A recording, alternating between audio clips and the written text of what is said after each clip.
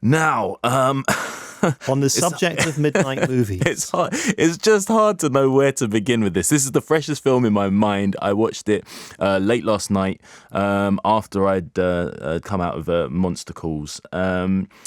It is part of a trilogy, I was surprised to hear, by... Please say his name for me. Alejandro Jodorowsky. There you go. Chilean filmmaker. It really is...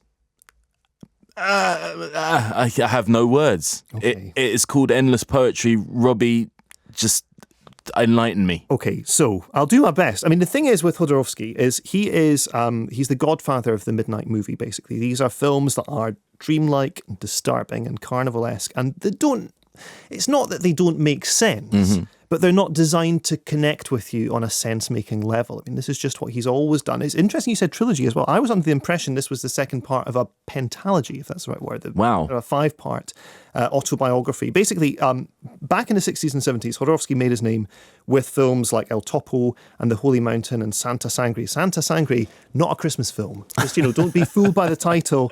There's no kind of jolly Father Christmas characters in that. But it's all kind of influenced by surrealism, mysticism, the tarot.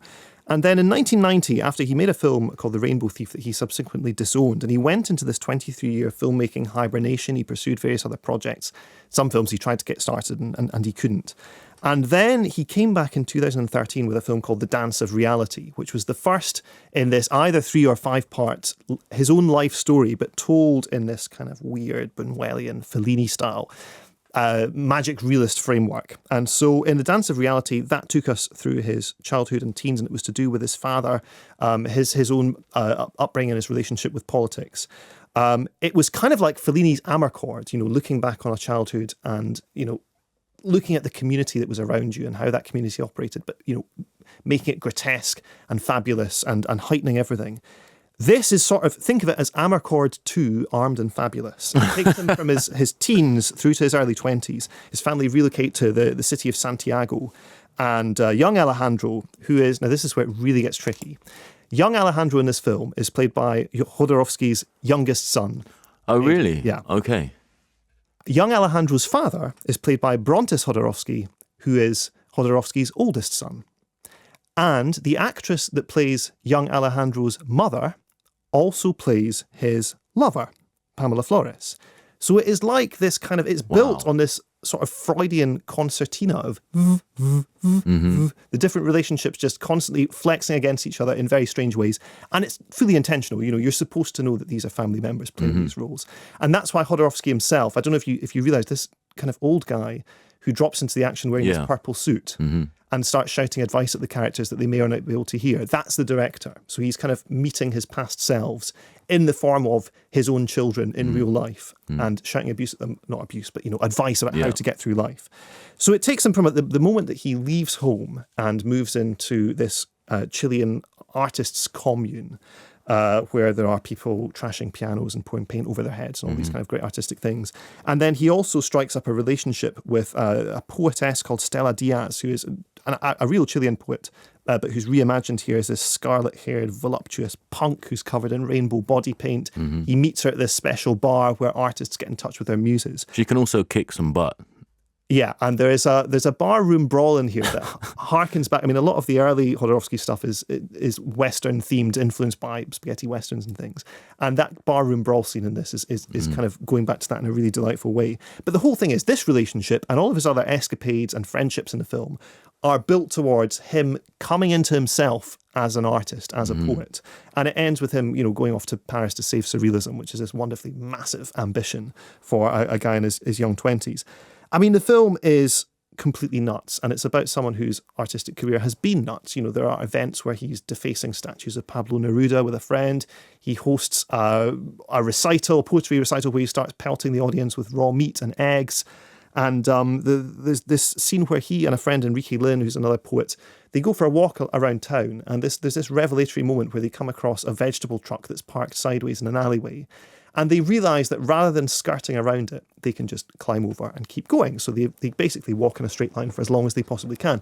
The idea being that to be a poet is to realise that you have this special kind of relationship with the world and relationship with society that allows you to cross through things and do things in ways that other people necessarily wouldn't think of or even feel entitled to do. So it's very much a film about Jodorowsky's art. What it isn't is in any way remotely accessible, I don't think. It's not even a case of if you've seen The Dance of Reality, it will make sense. It will never make sense because that's not the kind of film it is. Mm-hmm. And part of me thinks if you haven't experienced Jodorowsky before, you're better off just going straight to the hard stuff. Go to El Topo, or I think, in fact, the only one that's really widely available in this country is Santa Sangre. You might as well just start with that and you will know within 30 seconds. I mean, that's a film in which this kid has a mother with no arms and he puts his arms around hers and she kind of psychologically manipulates him to stab people. And you will know very quickly if this is for you or not. And if it is, you embrace the whole filmography. I can tell you my missus knew very quickly. She walked out on around about the hour mark. Right, and I think that's a legitimate response. Yeah. Even, I feel predisposed to like this stuff. It's clowning and carnival and weirdness. But there's a lot of it. This is two very solid hours of strangeness, and endless is just about right. It does go on a bit. It's hard to express how much I hated this film. I mean, I really, really took against it. Probably about 25 minutes in. I really liked the opening, and then I realized what it was. And I understood that it was crazy and, it was never going to go down the normal routes of filmmaking and whatnot, which I felt like I'd sort of prepared myself for. But it just really annoyed me. It just constantly irritated me.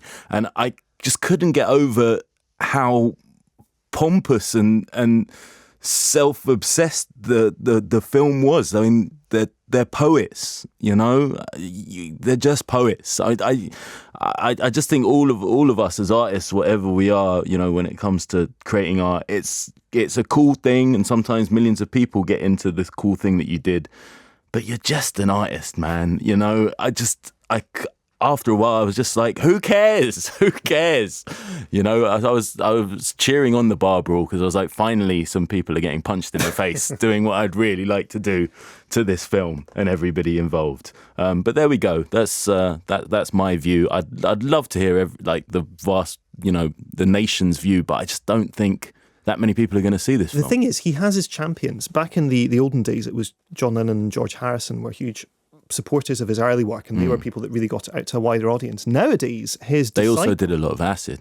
They did, and that's that's hence the acid western. This is the style that he's working in. Nowadays, his big supporter is Nicholas Winding Refn, director of Drive and The Neon Demon, whose films are tonally very, very different, but they aim to connect, I think, on the same kind of level, particularly the epilogue to The Neon Demon with all this weird stuff about the moon and consumption and grotesqueness, which I can't even describe it on the radio. It's kind of so. Yeah, so I know what you're saying though. But it's that idea that film doesn't need to make sense in order to say something.